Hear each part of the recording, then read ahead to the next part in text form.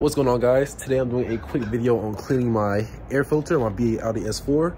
This is a K&N dry air filter, so this is reusable. So I'm gonna show you how to do it real quick. First things first, let's get this dirty air filter off real quick. As you can see, it's pretty beaten up, but it should still be good to go. And this is the dry air filter. That means you only need one solution for it. They have an oil-based one as well. You have to use this cleaner as well as the oil recharger, which will put another layer of oil on the outside of the filter. But this one, like I said, dry filter. So all you gotta do is just spray this dry flow air filter cleaner on here real quick on the inside and outside. And then the inside as well. And then once you get it fully sprayed down, just let it sit for 10 minutes and then we can go ahead and rinse out with the hose.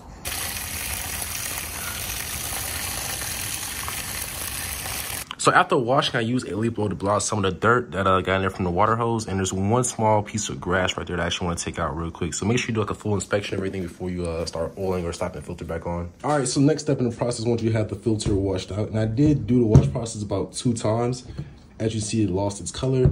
And when I found out that, yes, this is an oil filter, I believe the red ones are the oil filter, the black ones are the cotton or the dry filter. So this one will need the filter oil. This is a red substance that gives the color back, the red color. All right, so there's 2 types. There's the filter oil and there's the filter spray or the aerosol spray. The spray just sprayed on there, each line pretty much get it fully coated. The oil, you go across each rib, just let a nice little even coat and then let it dry for about 20 minutes and you should be good. All right, let's try it out real quick. So just each rib, just do a light layer of coat.